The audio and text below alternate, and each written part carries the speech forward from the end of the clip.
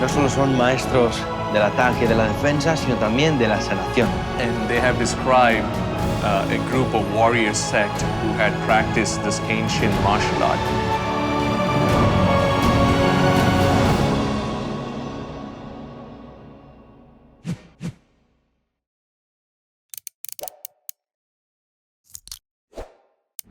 Keral es un estado del sur de India, justo en la puntita sur del país, donde grabé mis primeros vídeos de viajes, allá por diciembre de 2017. Fijaos cómo ha pasado el tiempo, que estamos a principios de 2025, y en este caso estamos en esta región porque quiero documentar sobre el que se considera uno de los artes marciales más antiguos del mundo. Se remonta hace más de 3000 años, al menos, porque hay gente que todavía lo tira mucho más tiempo atrás.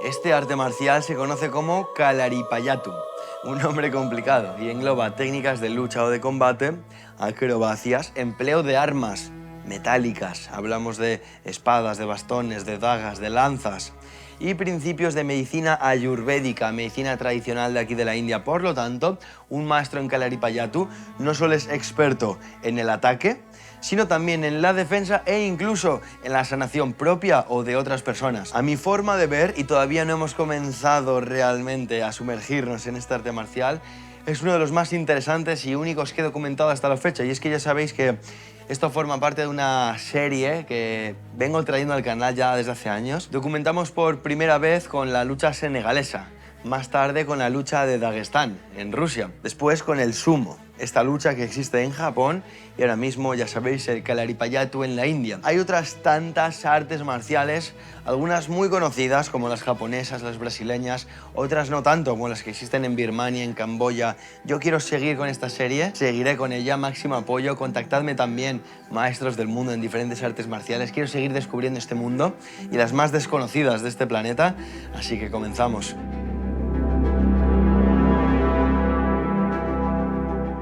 Kalari is a very special and ancient martial art, and we are basically warrior healers. It is considered to be the most ancient martial art, at least what we know for.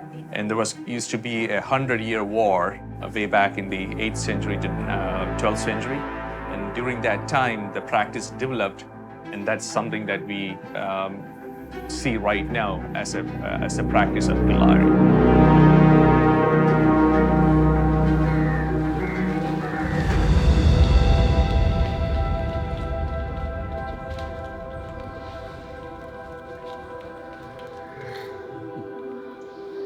Two stars.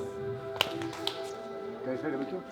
1, 2, 3, 4, 5, കിടക്ക് 6, 7, 8, 9, 10, 10. ഞാൻ count പറഞ്ഞ ഞാനാണ്. Okay, അകത്തേക്ക് ഇറങ്ങിയോ? 1, inside 2, 3.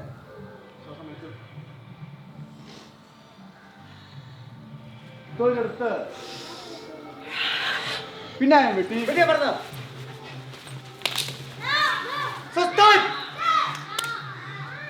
കിഴിഞ്ഞെടുത്ത് നേരെ വെളുത്ത് നേരെ കുട്ടികളില് 6, 7, 8, 9.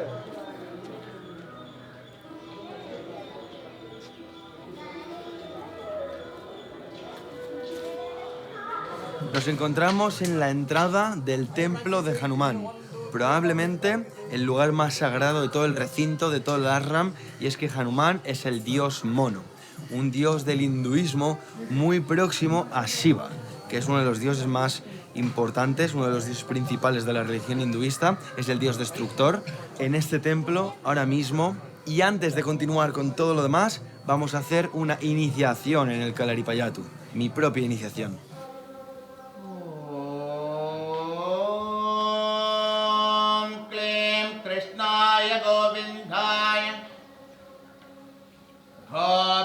जनवल्लभाय पराय परम पुरुषाय परमात्मने Will always deeply respect my parents, my teachers,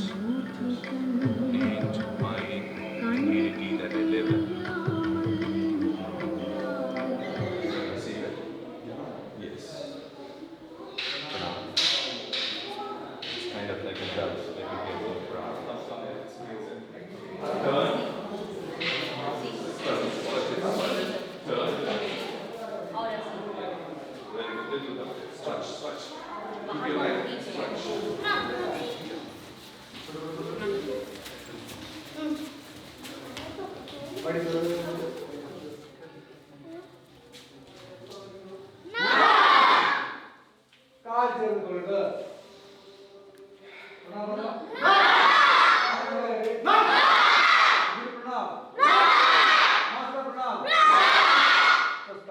So Kalari, we can describe it in many different ways. Kalari comes from the old ancient Sanskrit word called Kaluriga, which means the area where we practice. We believe like each place, like wherever there were two people, there has to be some sort of like rift or war that has happened. People have described the art during the Greek time because Kerala is a very particular place in history. It's in the southern border, but the spice trade was very, very prominent. So we had ancient trade routes with the Arabian Peninsula. We had trade routes with the Greeks, and we had a lot of people and intermingling to the point that St. Thomas actually came to Kerala and established the first Christian church, the Catholic Church here. So Kerala has this rich tradition of cultural exchange with Muslims and Christians and other population. And people had come as travelers to Kerala. And they have described a group of warrior sect who had practiced this ancient martial art, who used to wear like loin clothes with spears and swords. And there was a warrior tradition, predominantly by different tribes, but the most common and prominent tribe was a Nayar tribes, who has been described by the Portuguese. Durand Barbosa was a very famous traveler way back in 14th century. And since then, we hear the story about the ancient martial art.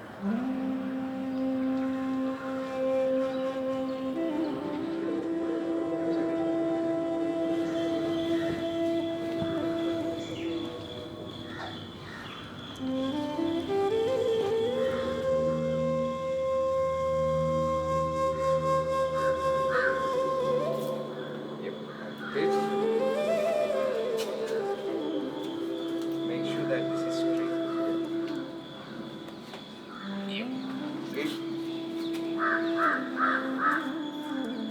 Yes.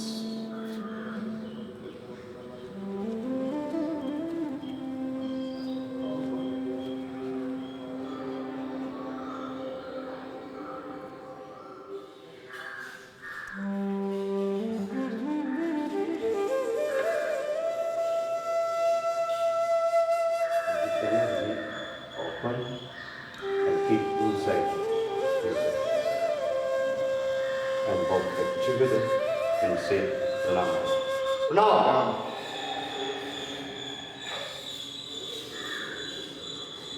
For the teeth, 10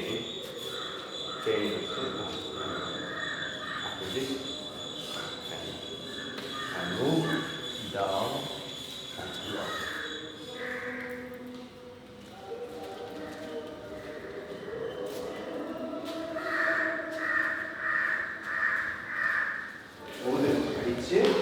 Waiting from here, understand, and left leg backward, and short. Okay, move back. Try to your stand. And then, move up. Wait in here. Again, carry chauti. Carrying a chauti. Carry chauti. Carrying a chauti.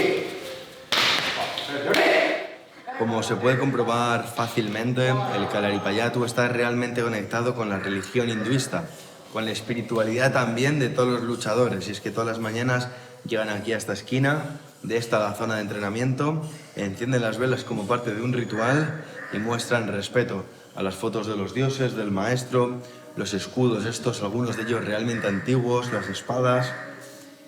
Y después proceden a hacer estos saludos que yo he hecho ahora, o lo he intentado. Esto es parte del entrenamiento más básico, basado sobre todo en el balance, en la estabilidad en el propio cuerpo, también la flexibilidad. El siguiente nivel sería la lucha con armas de madera, después las armas metálicas, como muchas que vemos por aquí, desde espadas, dagas hasta lanzas. Y el último nivel sería la lucha cuerpo a cuerpo, incluyendo los puntos energéticos del Marma Vidya, los cuales quiero explicar y que nos expliquen más adelante, porque esto es realmente interesante, para mí uno de los puntos clave de este Kalaripayattu. Y a este nivel realmente solo consiguen llegar los maestros de este arte marcial. So Marma points are vital pressure points in the body, which when used properly can heal, but when not used properly can actually cause harm. The way the body structure is, according to our rules, we have 72,000 nerves or energy channels in our body. In those areas where these channels, the physical channel and the energy channel meets, that's where we call as Marma points. Based on our tradition, there are 108 Marma points, but of those 108 points, 12 points are vital, and this can cause instantaneous death. Same way, there are 96 other points which we can use to manipulate the energy channels throughout the body. We also learn from a very young age how to start healing, because we believe that we cannot use a point to harm someone if we don't know how to heal.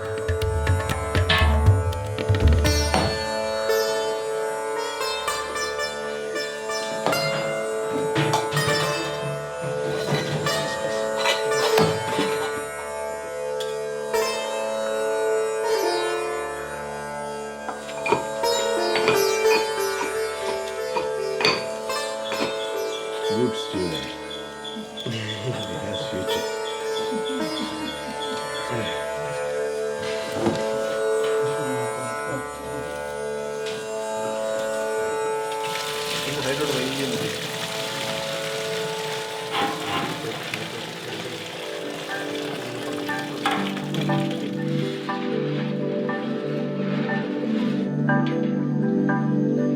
Soy Lalita Yagnik, originalmente soy de la India, mi padre es de Gujarat, pero el pueblo de él es en Rajasthan, en el norte, y mi madre es de Goa.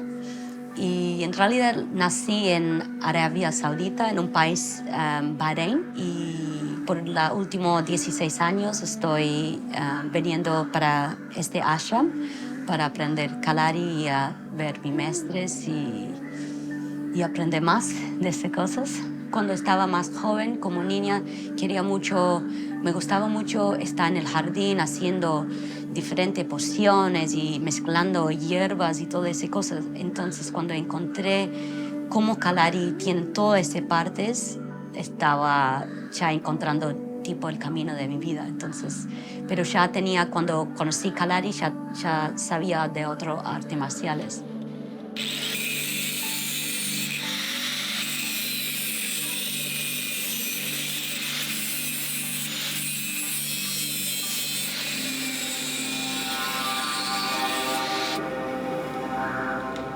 We practice the school called the Southern style of practice. Mostly we start with empty hand techniques or Veram Kai Prayogams. And there are different types of Veram Kai Prayogam which will be demonstrated later on. The goal and the focus would be to actually bring the balance and synchronize the body in such a way that the body and mind moves together. As you move on, then you start doing fighting sequences. So that now the movements are getting complicated.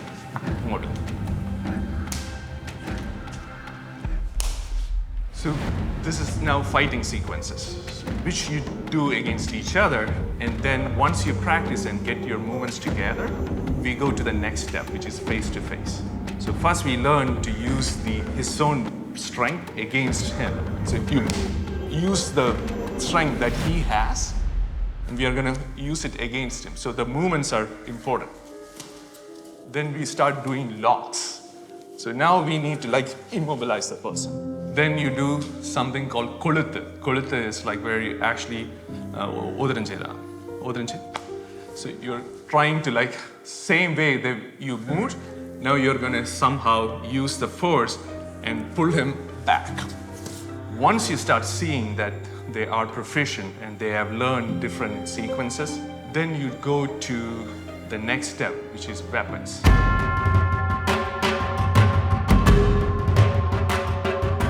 So we start with blunt weapons first before we go with sharp weapons.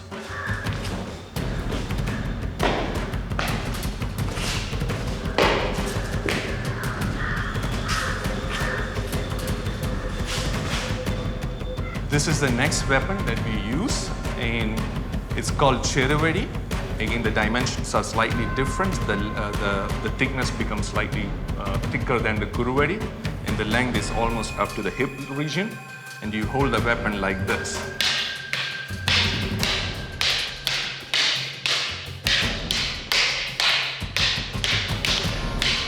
And first, before you learn the movements, so there are different movements you learn, like the basic movements, how to actually move and turn. The movements are initially long movements where you actually are doing it slowly, one by one, and learning the same concept of balance.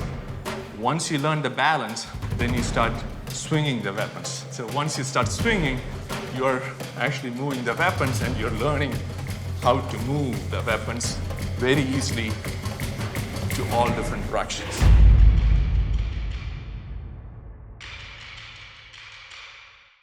It's kind of like any knife, but it has a particular angle. So once we do that, the idea, so you hold the weapon differently, and usually katis or kataras are worn on the side, on the belt that we'll show later, on the side, and you take it out only if needed. So, these weapons, this is actually used by the common farmers all along. So you learn movements with this too, where you do like how to slash, the movements, you do the learning with two hands, one hand, and then you do prayoga. This is at least 300 or 400 years old. I don't know exactly how old it is. This has been passed through generations. This has seen blood. So this is a real sword that has been used in real war.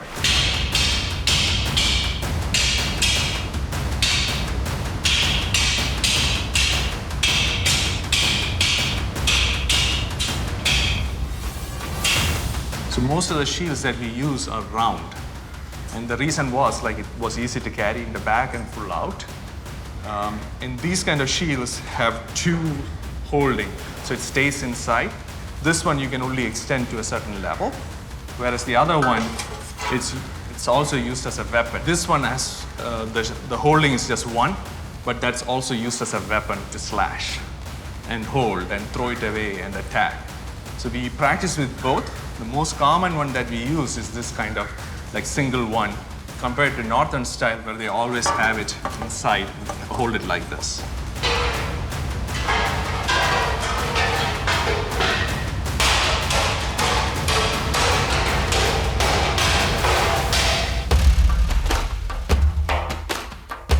Once you start learning the shield and you are proficient with the shield, you move on to the next level weapon, which is kundam, or the spear.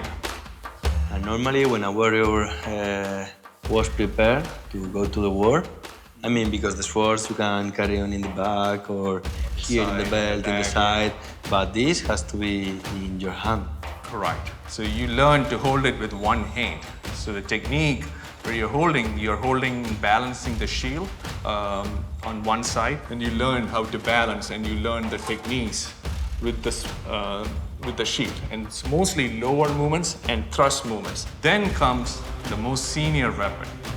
Here we are at not just the instructor level, you're learned at the master level. Kalari is the only martial art that actually uses spring sword. Even when you see the weapon without an explanation, you don't know how to use it. You cannot imagine, how is to use it in a proper way. The technique has to be so mastered that if you use it properly, you can potentially defend against hundreds of people. But if it's not practiced properly, it's actually going to take your own head. And when it's done properly, and you start moving.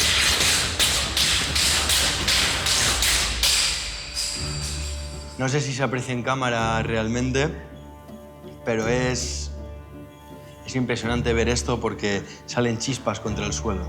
Imaginad lo difícil del manejo de este arma. Por eso decía antes que realmente puede valer como defensa ante muchas personas que te rodeen. A ver quién se acerca ahí, ¿no? Y tanto es así que deja el suelo lleno de marcas, incluso la ha partido a la mitad. Imaginad en la guerra, en un combate contra varios hombres, una de verdad. No hay hombre que se acerque. And we come to the very final weapon in Kalari practice, and this is called Marmakol. Okay, you can hold it. There are different types. This is actually be practiced at the very, very end. This is for the points of the value, right? Yes. And this is used to, so you hold it really, and I won't harm you. And you use it very, very strictly on the points that you want. And each point, the way I use it, so it's not like jammed, it's used in very different ways in combination.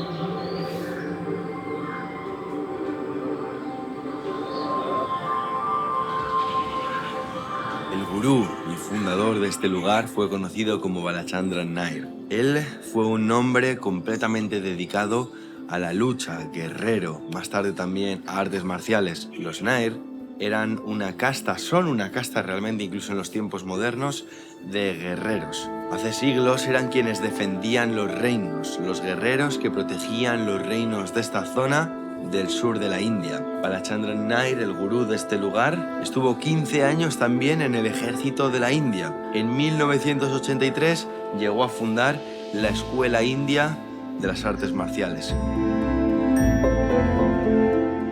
So he was a very special person, not just because he was my father. He had to endure a lot of hardship during his life. And those hardship actually taught him a lot of good lessons. And he became very strong, not just physically, but also mentally. And he wanted to impart that knowledge that he gained, not just from the Kalari tradition, but also the physical toughness and balance that he got from being a commando and being a naval officer. When he started the school way back in 1983, his primary idea was more or less to impart martial training and like for mental endurance and meditation and all. Through his life, he slowly gravitated more and more towards spirituality, and that transformed his life and completed his life. A lot of people used to flock here to talk to him, get his guidance, not just for medicinal aspects or treatment aspects, but also to guidance in life. So he was a whole life coach.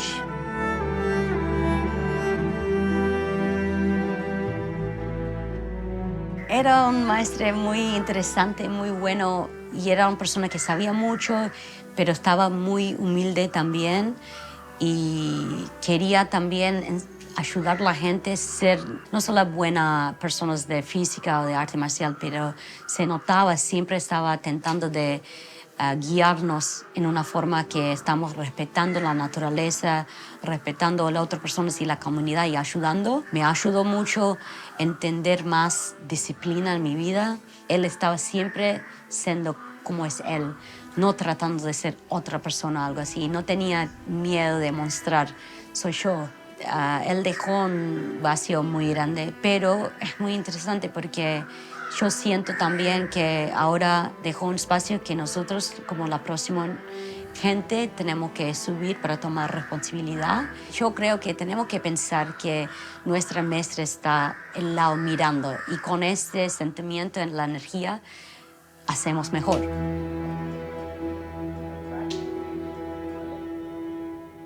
Esta roca, la roca que veis sobre la tumba, es traída de Benarés, del río Ganges. En el top, en la parte más alta de la pagoda, tenemos un agujero. Y es que el gurú siempre pidió en sus años en vida que quería descansar en un lugar donde viera las estrellas y donde se mojara con la lluvia. Por lo tanto, a través de este agujero puede ver las estrellas desde su tumba, y cuando llueve también los diferentes conductos hacen que caiga agua de lluvia sobre la piedra de su tumba.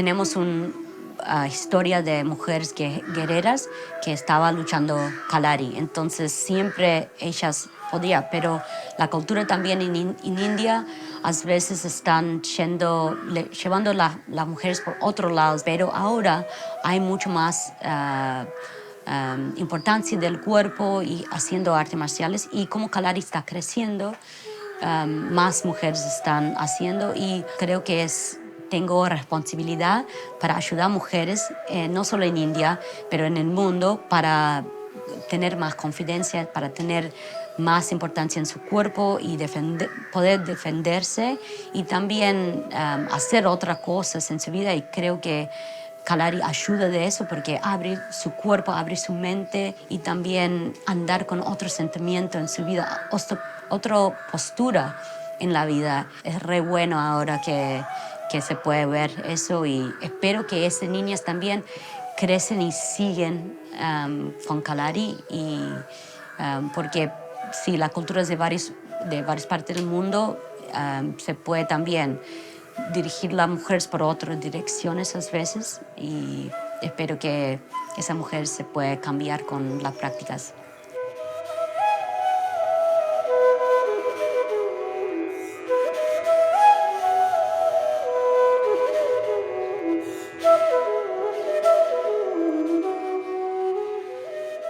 Most of the food that's produced here, except for now rice, which we have to buy from outside, is actually cultivated here.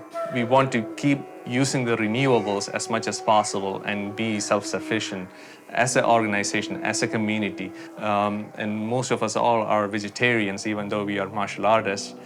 We want to impart that culture to others too, where you can be self-sufficient in terms of food production, and also keep the renewables as much as possible.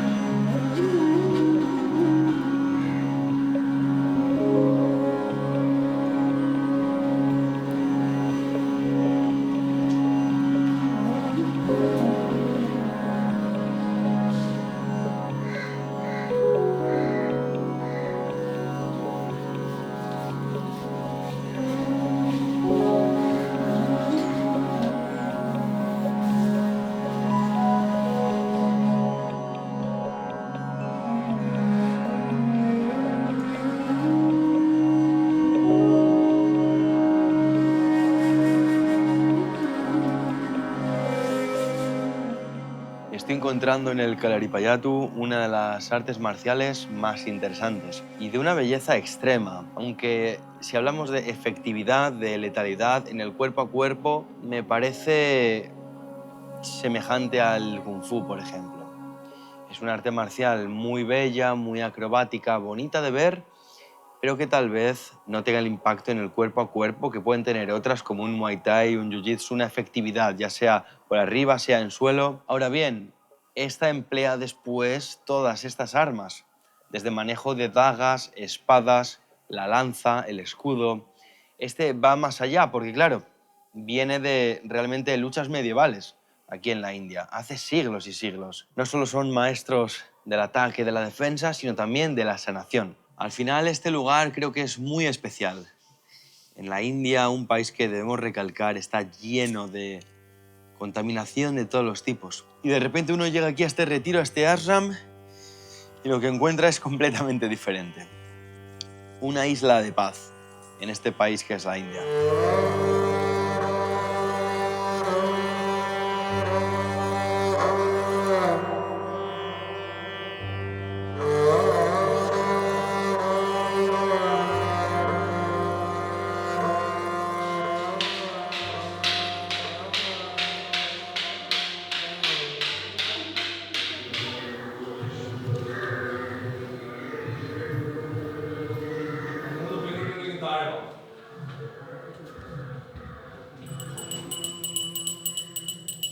जय Shri Hari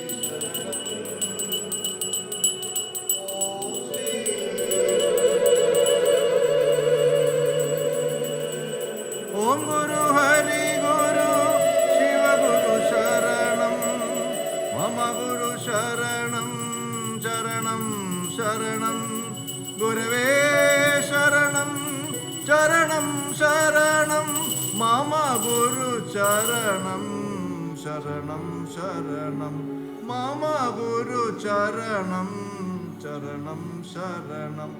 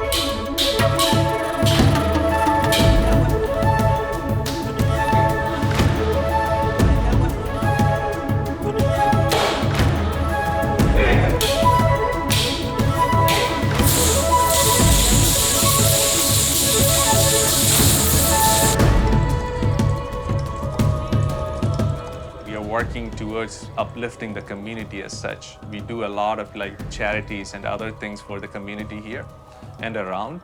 We truly believe in that. We just not want to practice Kalari and build this place as a place of like training and healing. I see the vision that this would be a center of excellence in imparting Kalari tradition, not just with learning of the art itself, but also the healing aspects. I've been training for 43 years. I still don't know anything. And the more I learn, I realize it's a vast ocean. I would wish to contribute that to the society with the same originality that I feel that I had learned. And I wish whoever is learning, all the students and practitioners, will be true to themselves and does that to the next generation.